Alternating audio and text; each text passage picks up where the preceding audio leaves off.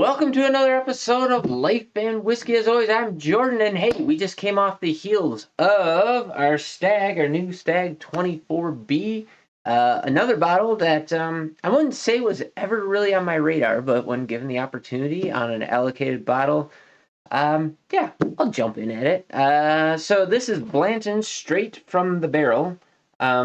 I don't exactly know what a fair MSRP is on this. I believe I have seen this as high as like $300 to $400. Now this is not the Blanton's Gold, which I also know runs for a stupid price often. I did pay a pretty penny for it, which nobody tell my wife. Let me see if I can find it here. It's here somewhere. I got all these receipts. Here we go. $149.60. So $150. That's a lot. It's a lot for not knowing what I'm getting into. And I just got done saying about that stag that I wouldn't pay $150 for something that I didn't know anything about. And yet, here I am breaking what I just said. So, hey, guess what? I apparently am a liar. But you know what? They gave me an opportunity to buy it. And so I thought, why not? Why not? I've been pretty good. I have not, I know it doesn't seem like it, but I have not been buying a lot of whiskey. I have stopped going in. If you've been following the videos, so on YouTube, my videos are continuing to roll because I had enough in backlog that they have not stopped coming out. But if you're watching this on Bitchute, there was probably from elk season from September to now, I have not put out hardly any videos. I have not really bought a lot of whiskey. And so because of that, you know what? I felt like, hey, I had a little bit in the budget. Like I've said in many videos now, I'm slowing down on my purchases. There's a handful of bottles. Really, the Stag was like the only thing that I was like really, really, really on board with. Like, man, whatever. If I get my chance at one of those, I'm gonna buy one. This was not on my radar. If you watched my Buffalo Trace comparison video, I think I did all the bottles I had at the time. And Blanton's, to my surprise, actually ended up winning my blind. I think I have 6 or 8 different varieties at the time. I don't even remember. Go back and watch that video if you get a chance.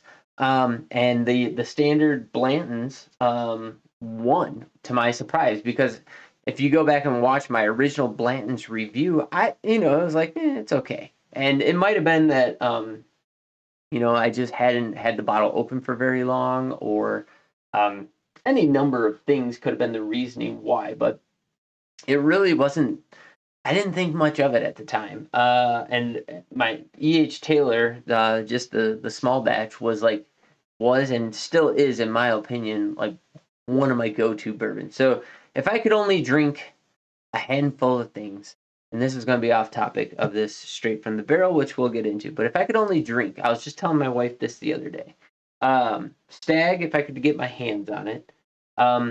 The Weller, the Weller 107, you'll find out that I'm curious to see what this new bottle's like, because this bottle that's open and almost gone, or half gone, it must be one of the worst Wellers ever put out, because it tastes nothing like the ones that I had last year for my hunting partner. I mean, he and I almost killed the bottle in one night because I was just like, man, this is so much better than my bottle.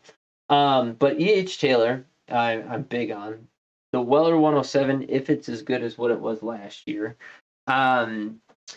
Literally anything except for the Outrider from Wyoming Whiskey. Any of the bourbons. If you stick with any bourbon from Wyoming Whiskey, whether it's a special edition or even their small batch, which I think their small batch won my Wyoming Whiskey lineup at the time. I don't think you can go wrong with those.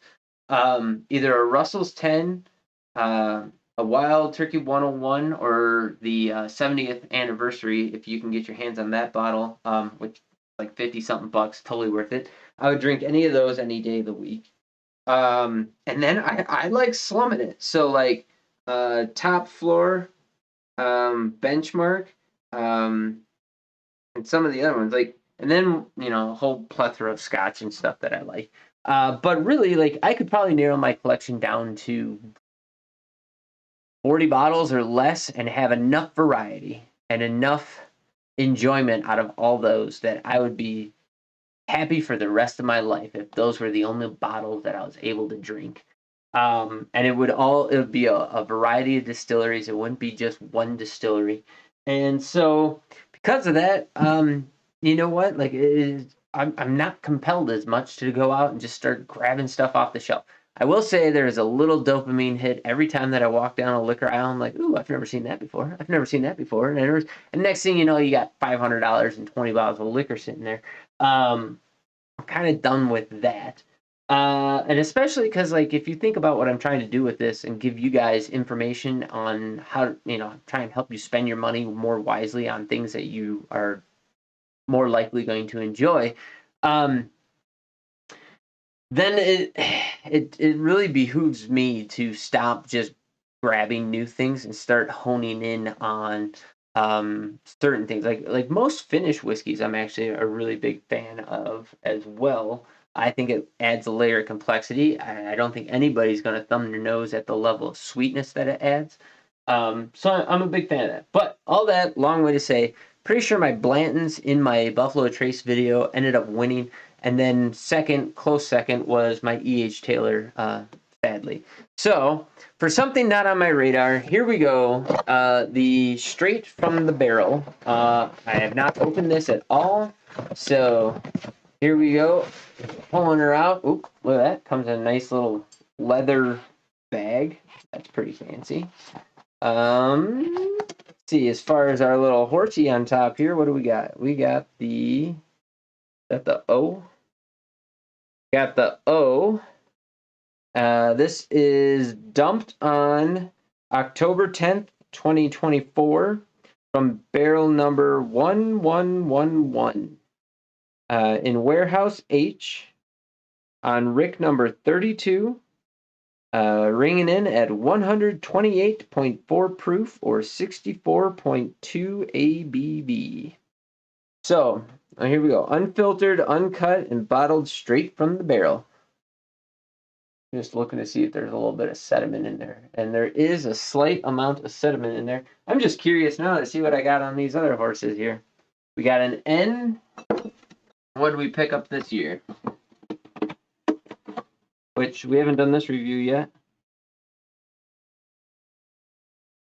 Oh, is that an O also?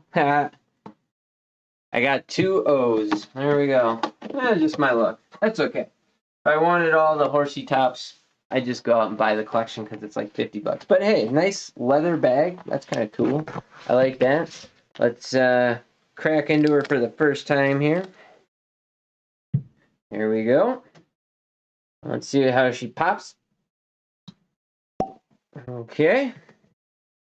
Got a nice dark mahogany color to it. I do like that. Let's see here. Now, yeah, that's all I got to say about all that stuff. So we'll just dive right on into it because, as always, I don't really have any backstory per se. I mean, I could sit here and read the box if you wanted.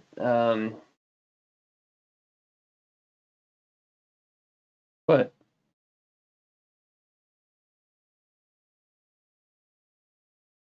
why it carries no age statement? It carries no age statement because people would be less willing to pay that kind of money for something 6 years old or 8 years old.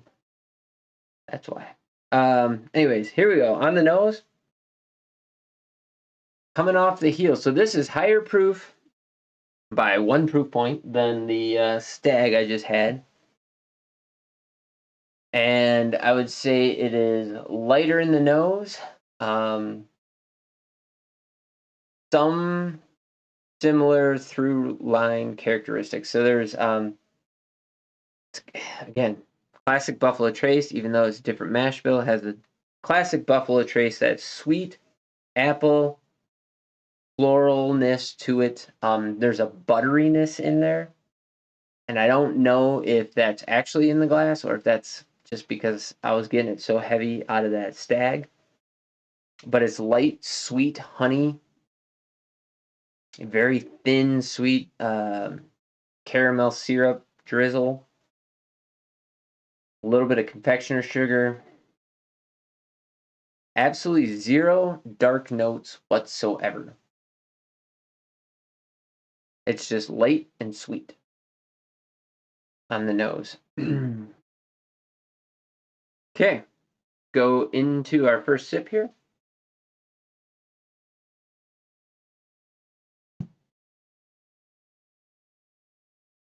The first thing that's kind of deadly about that, and again, ooh, man. Oh, that's good. The first thing is, and it might be just because I am on the heels of another 127 proof whiskey. The ethanol did not hit at all, really. It didn't cover up. Sorry, my nose itches. Didn't cover up what was going on.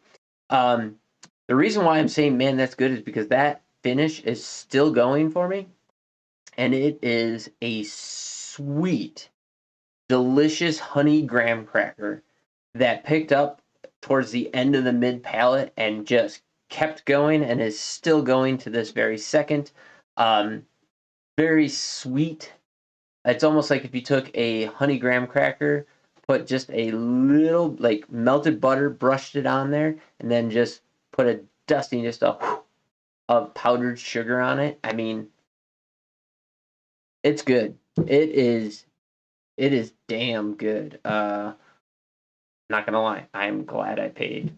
I mean, I'm not glad I paid $150. I'm glad I bought it. I wouldn't have to get it for $100, but I'm a cheap ass, so of course I would like to get it for less. And the nose is still just sweet. It's interesting because nowhere in there did I get like barrel char. Um, the beginning notes are a little bit fuzzy for me. I don't really remember what they were because I was kind of trying to tease out whether or not that ethanol was going to cover up a bunch of stuff, and it didn't. I would say that the beginning notes were, I don't know if I'd say thin, but they were not as heavy hitting as the finish. The finish was a 10 out of 10, 11 out of 10. It hit with one note, a very pleasant graham cracker note, and it just kept going for at least a 20 plus count afterwards. And for that, absolutely phenomenal. The nose just got more sweet, more sugary. Here we go.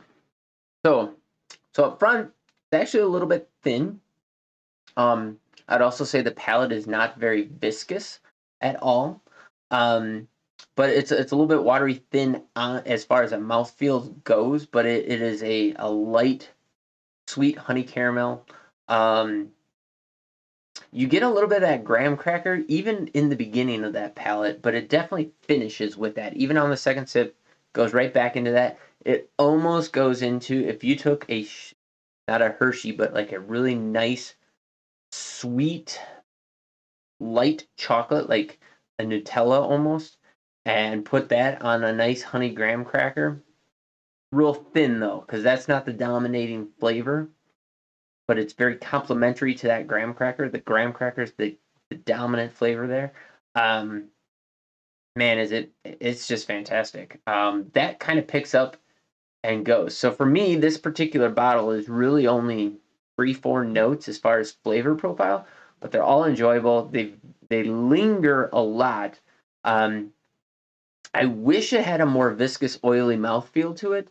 But what it doesn't have for that because it's very watery thin on the mouthfeel, but but what it lacks with that, it makes up for in longevity and sweet, enjoyable notes. My wife will she will very much enjoy this one, so maybe she'll have to have a glass of this tonight.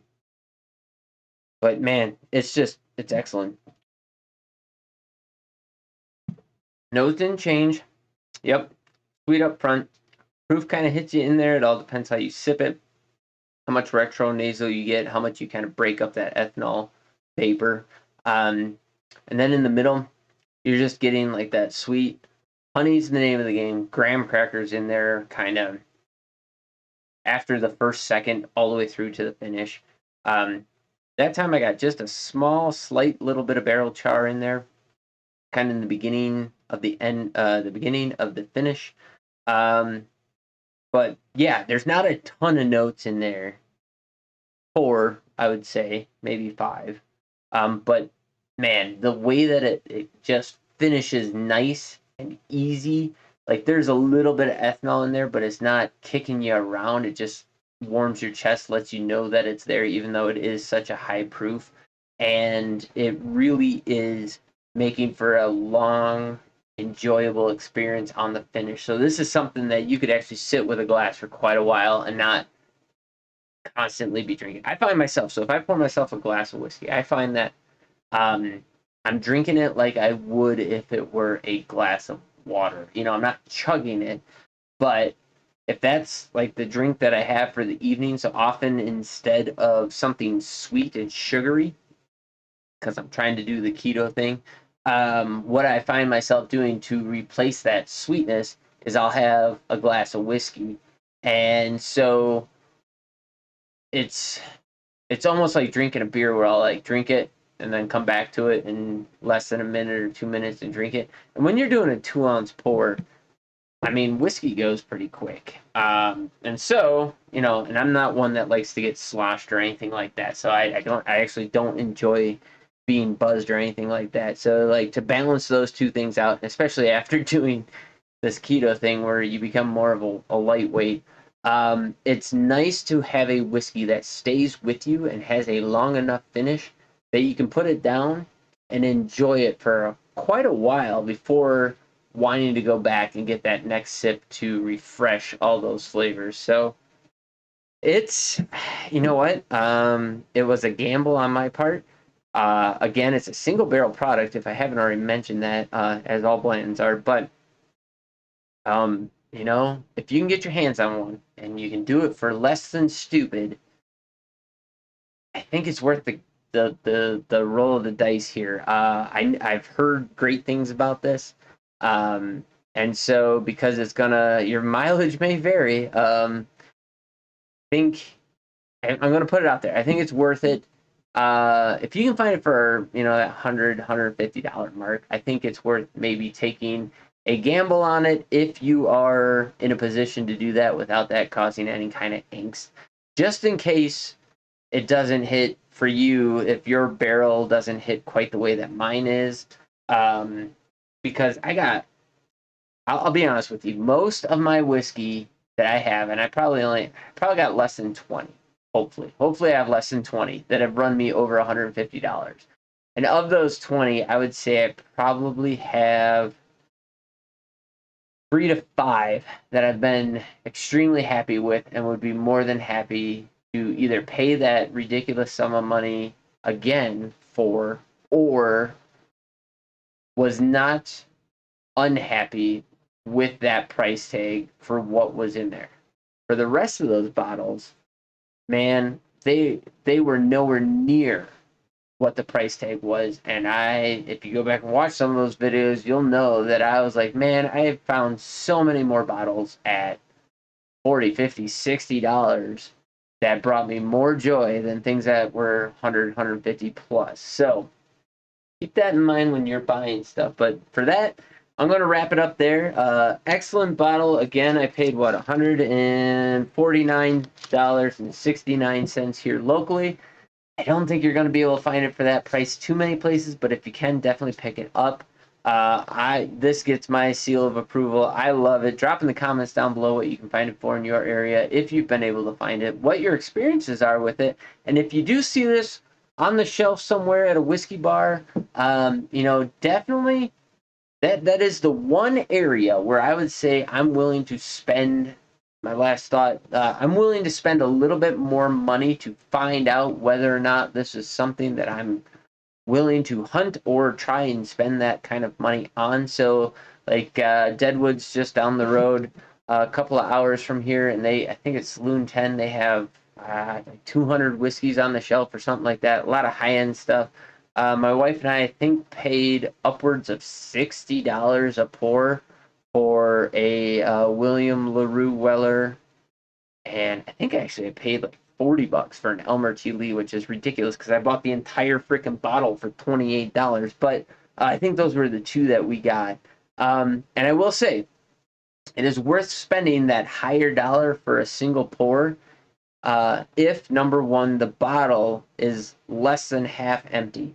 Okay, that's very important because it will start to stagnate and it will start to saponify in there.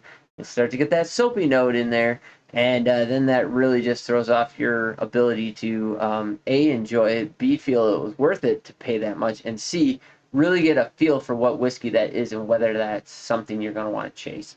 And B, that I think you're going to appreciate having a firsthand knowledge of what that bottle actually is and whether or not it's worth your effort to go after. So, we're fortunate here. Our tasting library, we have a tasting library here in town. They often, almost every year, get the Pappy lineup, most of the Wellers, um, and those sorts of things. And through that experience, I've come to find I don't like those things, and that is well worth the $40, $30 for just an eighth of an ounce pour. So that I know that in the future, A, I don't want to spend that kind of money even for an eighth of an ounce pour anymore, but B, that those bottles we can just disregard completely and let some other fool buy them. So if you get the chance to find a pour for some of those things, go for it. I think that will help you out on your journey. So yeah, let me know what you think about that. Anyways, you guys have yourselves a great day. We'll catch you in the next video, and our next videos are going to be, and I know I said this last time, but I think we are out of new whiskey at this point, so we're going to start our comparison videos. I might try and knock one out yet today, maybe the Elmer T. Lee, since that's not super high proof. And then maybe I'll finish up with this High West. We'll see. We'll see how we're feeling. But anyways, you guys have yourselves a great day. We'll catch you in the next video.